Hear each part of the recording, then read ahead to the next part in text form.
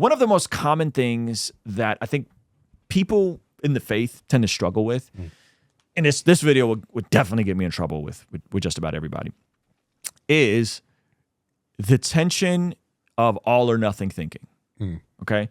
Now, psychologically, when you see people who are dealing with all or nothing thinking, there's something happening here that is a cognitive distortion. Okay? So if you can't see a situation outside of black or white, good or bad, there is some sort of cognitive distortion happening. And I got a Bible verse to prove this to you guys here in a minute. Okay, so often associated with anxiety, where someone views situations in extreme terms, seeing things as either completely good or completely bad, with no room for middle ground, and is usually characterized by using words like always or never, indicating a potential issue with mental health that might require professional support. Stop it. Get some help. Stop it. Get some help. Yeah. So whenever, especially people who are newer to the faith or people that are discovering something, and you slide into this all or nothing thinking, I think it's also fair to say this is also potentially a sign of immaturity, right? This is what I mean. Within Christian streams, certain Christian streams, this is very prevalent. It's either all good or all bad, right? Interpersonally, this is a problem. If you are in a marriage and you use terms like never or always regularly in your marriage, it's going to be a problem for you. Oh, yeah. These are like no-nos to use, right? You always do this. You always, right?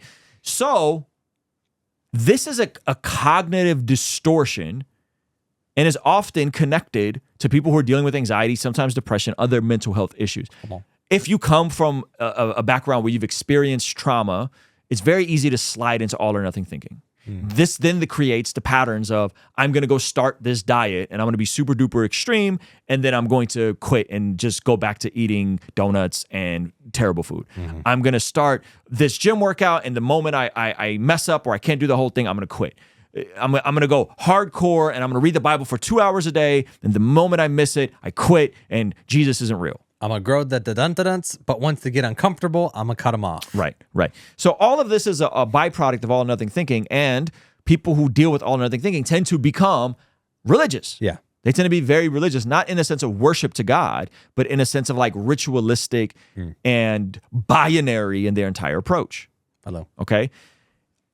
The scriptures say something very interesting. Okay. Now, some people are going to say, this is a reach. How dare you? I don't think so. Okay. Ecclesiastes 7 says, in this meaningless life of mine, I have seen both of these things, the righteous perishing in their righteousness and the wicked living long in their wickedness. Don't be over righteous. This is, I would say, the highly self-righteous, ritualistic, I am going to be the guy that has all the answers. Don't be overly righteous, self-righteous, neither be overwise. Why destroy yourself? Don't be over wicked, and don't be a fool. Why die before your time? It is good to grasp the one and not let go of the other. Whoever fears God will do what? Avoid all extremes. All extremes. Wow. Whoever fears God will avoid all extremes. Now, this is a book called Ecclesiastes. There's a poetic nature to some of this stuff. He's being hyperbolic in a sense, right? So he's not saying avoid all extremes. Some things you should just avoid, right? Like avoid always killing people. He says, whoever fears God will never introduce extremes. Right.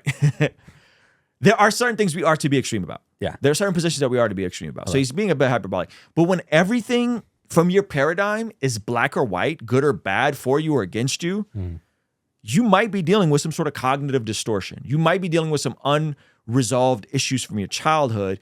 And then faith in Jesus isn't about a encounter that transforms you from the inside out. It might be just a way to cope and a way to make sense and to revert back into this black or white thinking, and could even be a defense mechanism. Yeah. Right? And so I don't think that reverting to this is helpful. And we see it again in folks who deconvert, in folks who go, 1 minute they're on fire for Jesus, next minute they are anti-Jesus, right?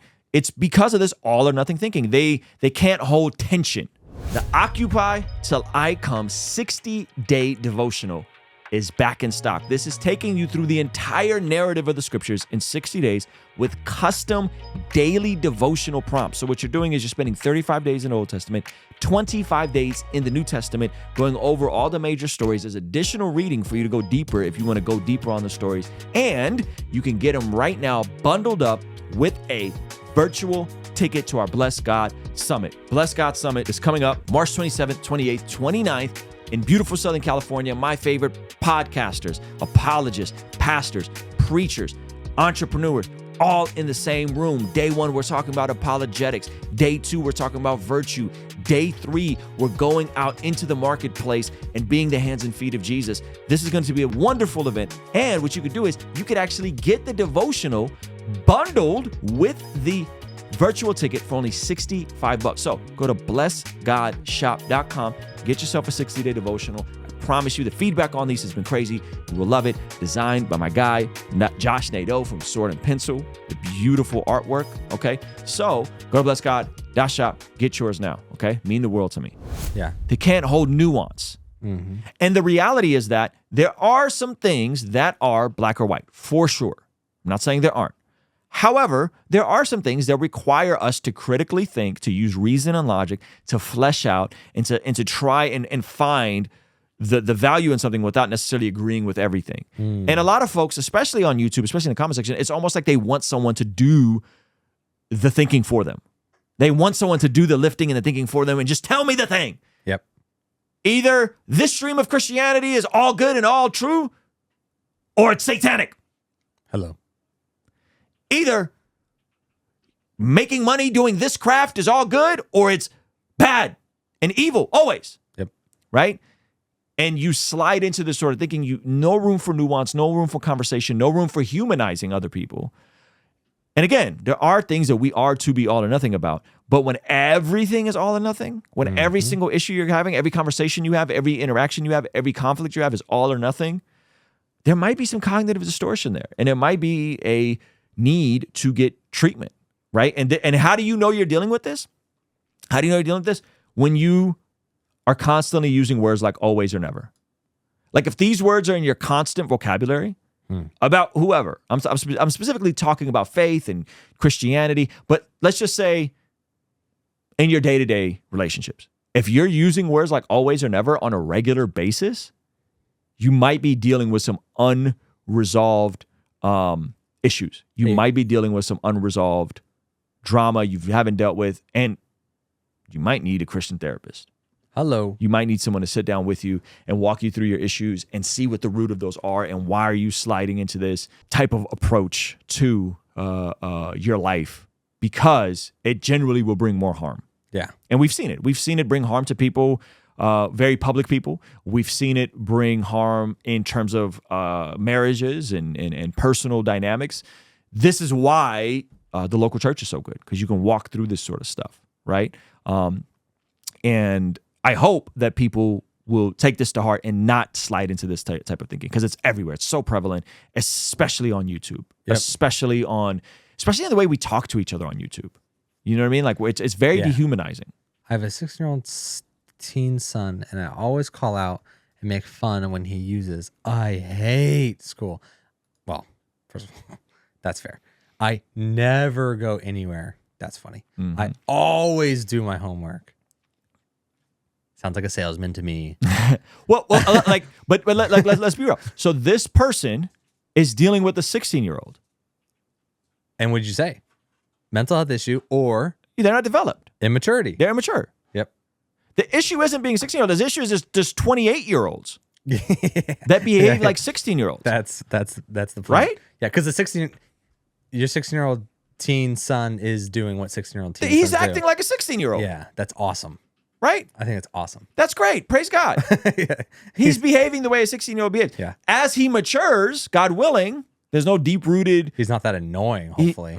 You said that. But as he matures, hopefully, he stops seeing the world in binaries. Yeah. Hopefully, he stops using phrases like always, and never. Yeah.